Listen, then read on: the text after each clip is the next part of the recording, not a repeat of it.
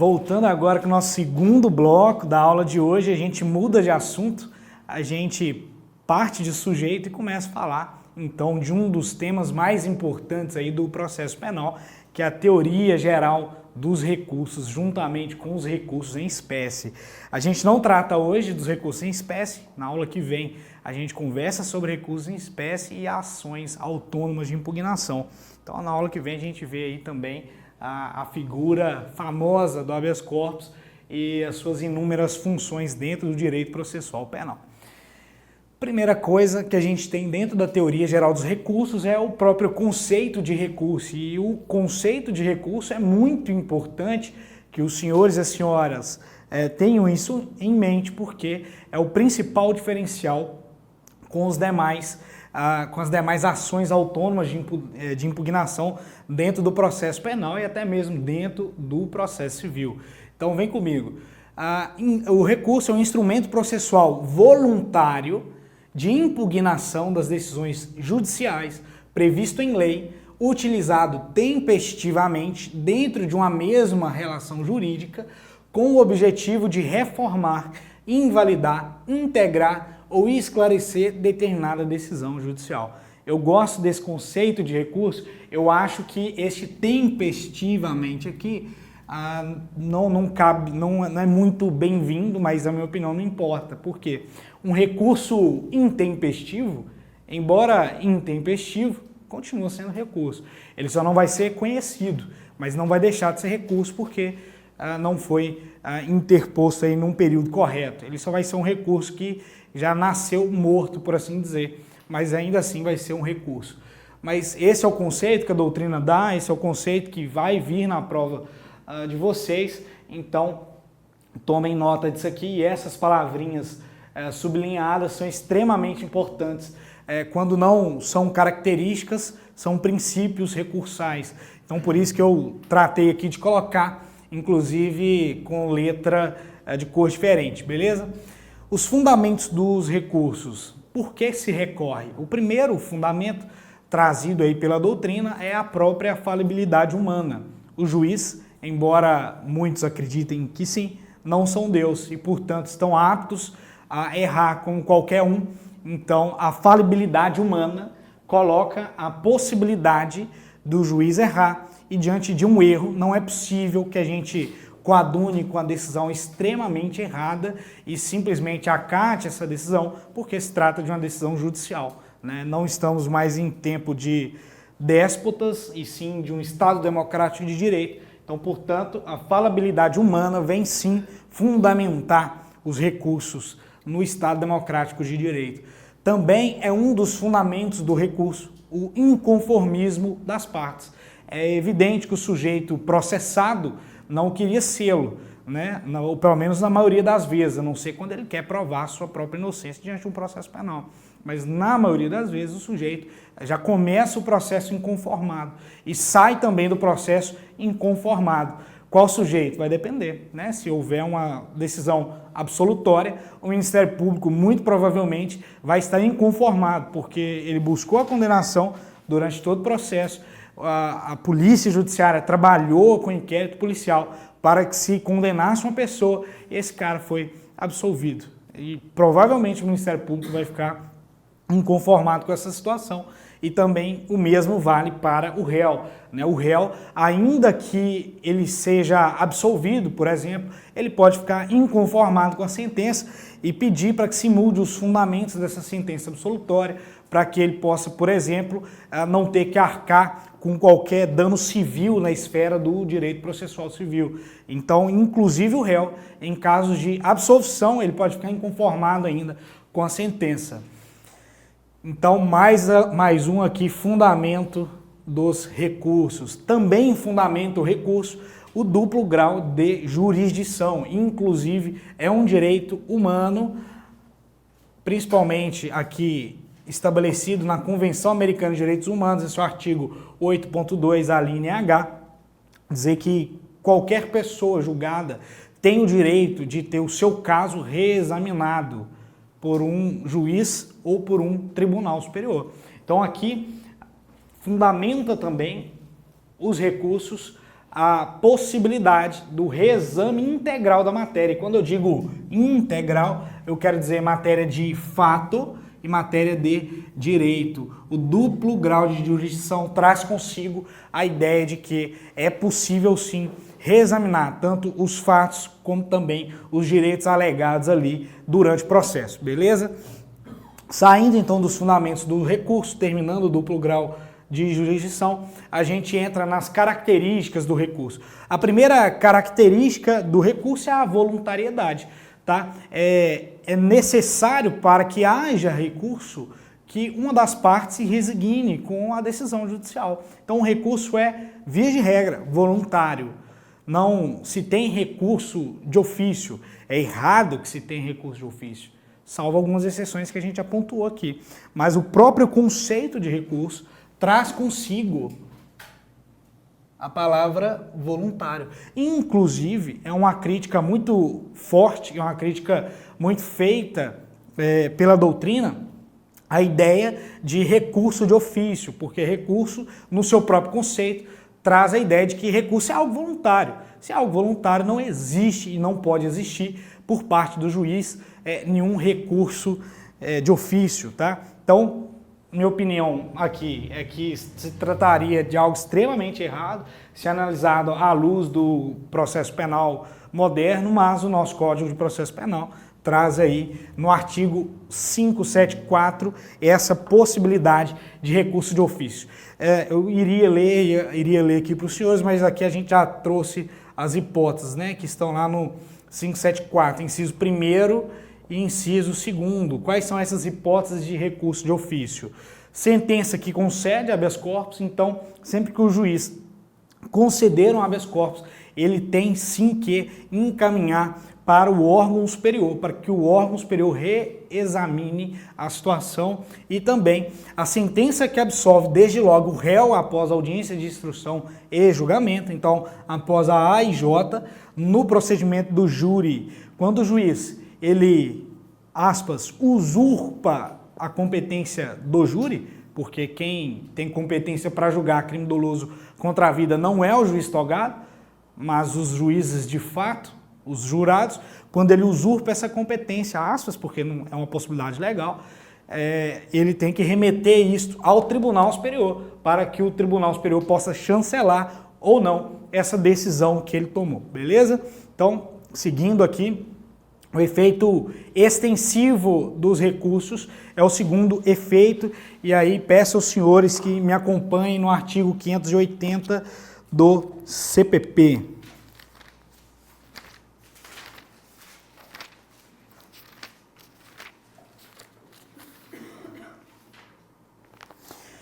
Vamos lá, o efeito extensivo dos recursos, artigo 580 do CPP. No caso de concurso de agentes, a decisão do recurso interposto por um dos réus, se fundado em motivos que não seja de caráter exclusivamente pessoal, aproveitará os outros. O que isso aqui quer dizer? Vamos lá.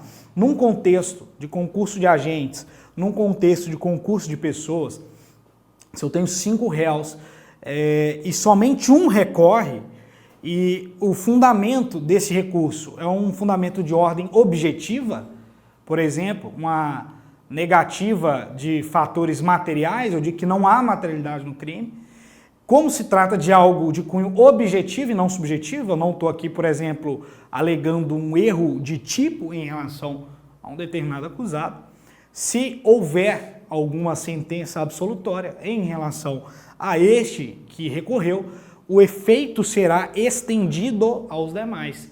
Daí porque se fala em efeito extensivo dos recursos. Então, aqui a gente está diante de um contexto de pluralidade de agentes. Sempre lembrem disso. Agentes. Então, tem que ter mais de um, tá? Para se falar em efeito extensivo dos recursos. Taxatividade, muito simples aqui, para que se possa falar em recurso, é necessário que esse recurso exista. Eu não posso inventar, enquanto advogado, um recurso qualquer para impugnar determinada decisão, né? Os recursos existem e são taxativos. Não posso simplesmente inventar um recurso para poder recorrer da decisão que eu não gostei. unirrecorribilidade como outra característica aí dos recursos. Isso quer dizer que para cada decisão há somente um recurso, um único recurso, unirrecorribilidade.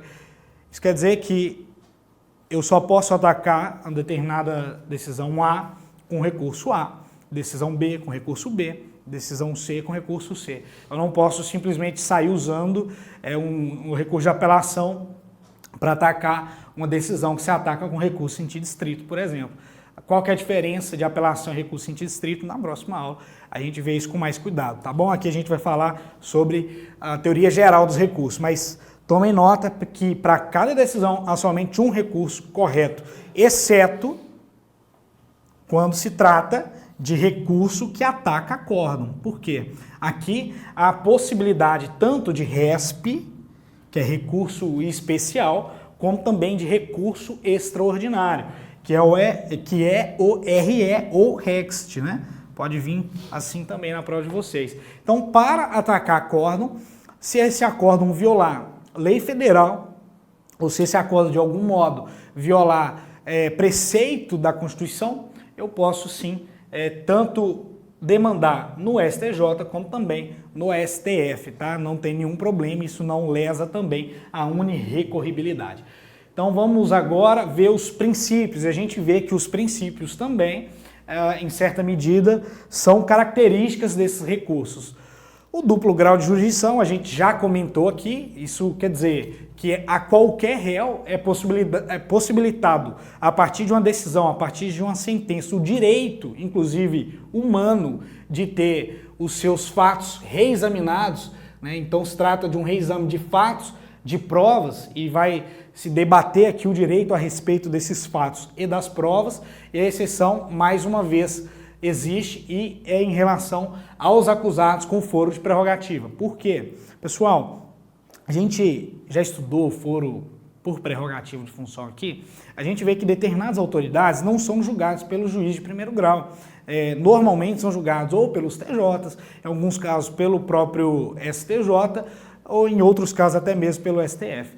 Aqui eles não têm essa garantia do duplo grau de jurisdição, por quê?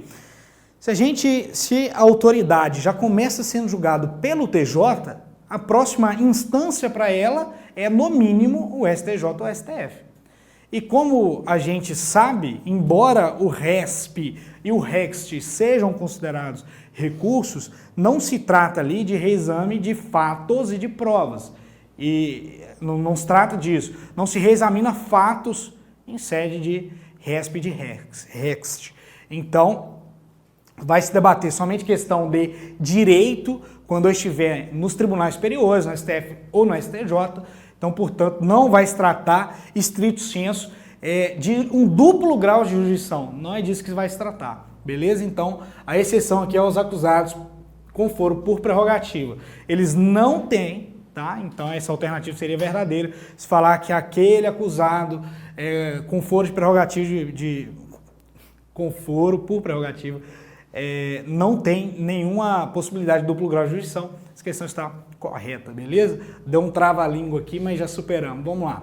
B, taxatividade. A competência para legislar sobre recursos, como eu já tratei aqui, da União, tá? A taxatividade vem dizer que todo recurso só pode ser demandado se existir em lei. Eu não posso simplesmente inovar e inventar que existe um recurso, tá? E aí, por força constitucional, somente a União pode inventar, digamos assim, legislar sobre a matéria recursal, beleza? Unirrecorribilidade, a gente já conversou sobre isso também, e a exceção que a gente pontuou é em relação ao RESP e ao RE. Fungibilidade, pessoal, fungibilidade é algo muito interessante, que vai, em certa medida, excepcionar a unirrecorribilidade, tá? Vai funcionar também como uma exceção à unirrecorribilidade. Por quê? Fungibilidade é a possibilidade de um tribunal aceitar um recurso errado. Vejam bem, a unirrecorribilidade diz que para cada decisão só cabe um recurso. Mas se eu, advogado, errar o recurso, há a possibilidade do tribunal acolher o meu recurso, mesmo estando errado. Desde que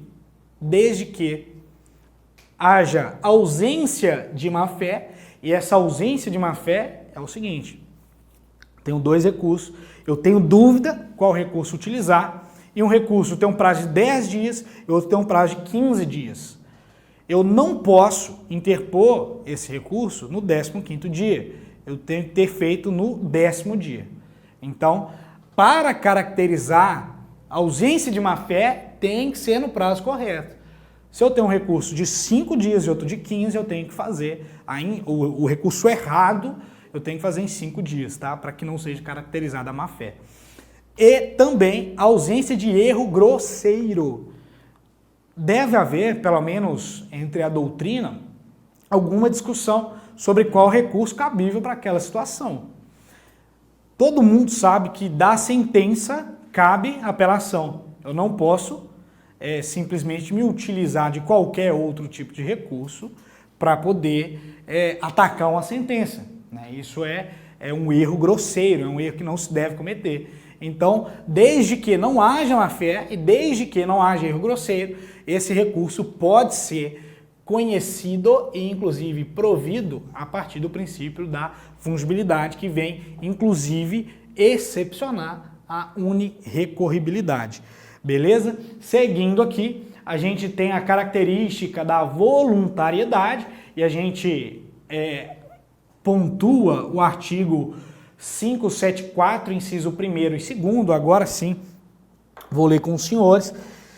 Artigo 574, inciso 1 e 2, vai dizer o seguinte: caput, os recursos serão voluntários, excetuando-se os seguintes casos, em que deverão ser interpostos de ofício pelo juiz da sentença que conceder habeas corpus, inciso 2, de que absolver desde logo o réu com fundamento na existência de circunstância que exclua o crime ou isente o réu de pena, nos termos do 411 do CPP. E vamos agora na súmula 160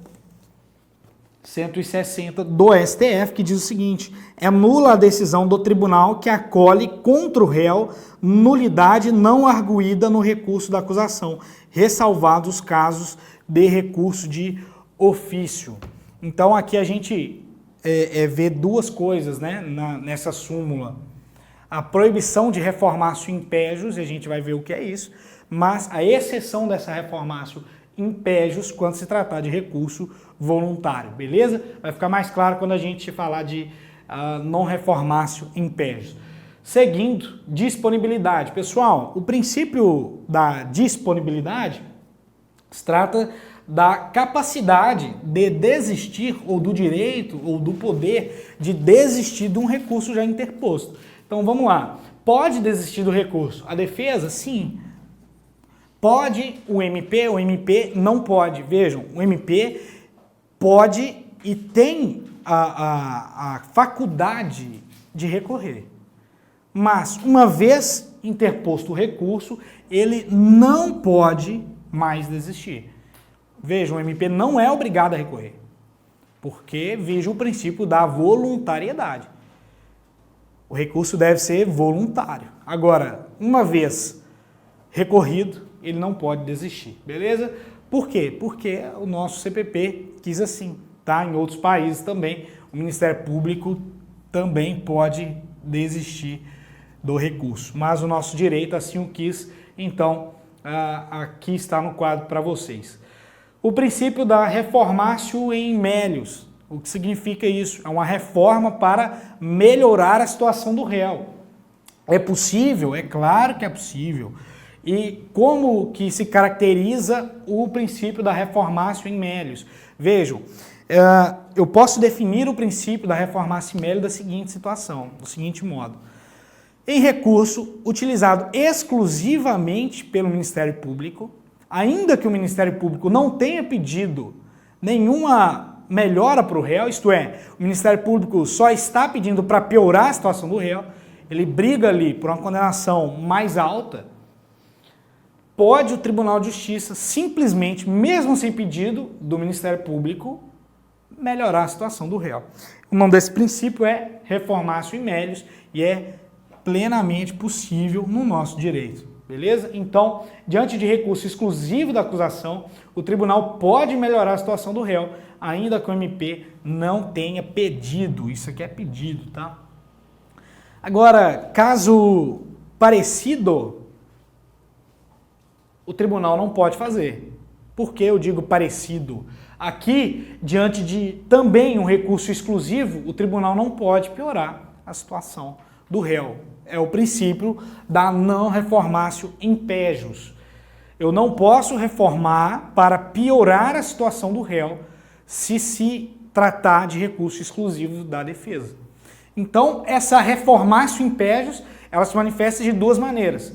Uma direta e outra indireta. E a gente trata das duas aqui agora. O princípio da não reformatio in pejus direta quer dizer o seguinte: o tribunal, diante de um recurso exclusivo da defesa, não pode piorar a situação do réu. Então vejam, se o Ministério Público comeu mosca ou, gozando da voluntariedade, optou por não recorrer, não pode de modo algum o tribunal piorar a situação do réu. Então, diante de um delito, por exemplo, estupro de vulnerável, vai de 8 a 15 anos. Se o sujeito tomou 10 e somente a defesa recorreu, não pode os desembargadores, a qualquer pretexto, elevar essa pena para 11 ou 12 anos, porque não se pode reformar para piora diretamente essa sentença. Agora, o que vai vir a ser a reformatio in pejus indireta, que também é vedada. A reformatio in pejus indireta é o seguinte: diante de uma nulidade que venha destruir o processo, ou seja, nulificar o processo por inteiro, esse sujeito que tomou a pena, no mesmo exemplo, de 10 anos, e a defesa arguiu uma nulidade absoluta e o tribunal acolheu essa nulidade absoluta, e o Ministério Público, mais uma vez, não recorreu, não se utilizou da voluntariedade, da possibilidade de recorrer. A defesa nulificando esse processo, o juiz continua adstrito aos 10 anos que ele deu. Ele não pode, mesmo iniciando um processo do zero, dar uma nova sentença em grau superior, ultrapassar aquele quanto que ele já tinha estabelecido, mesmo no processo nulo. Beleza? Então, a reformatio in pejus indireta, que também é vedada, diz que anulado o processo por recurso exclusivo. E, pessoal, peço a vocês, o exclusivo é a palavra indispensável. Porque se não tiver o exclusivo, se tiver assim, anulado o processo, o juiz não pode reformar em pé. Calma aí, tem que ter mais informações, tem que falar que foi recurso exclusivo da defesa. Cuidado, porque uma palavrinha que falta pode colocar a questão errada. Então, liguem sempre a ideia de reformatio in pejus, direta e indireta, ao fato de haver recurso exclusivo. Beleza? Então, anulado o processo por recurso exclusivo do acusado, barra da defesa, o juiz acó, e o que é juiz acó? É aquele juiz que proferiu a sentença, fica vinculado ao quantum condenatório anterior. Beleza? Então, o juiz não pode aumentar essa sentença. Exceção à reformatio in pejus. Aqui a gente traz uma exceção. Vejam bem, anulado sessão de julgamento, os novos jurados não estão vinculados à quesitação interior. Pessoal, no tribunal do júri, os jurados decidem através de quesitação. A gente já viu isso.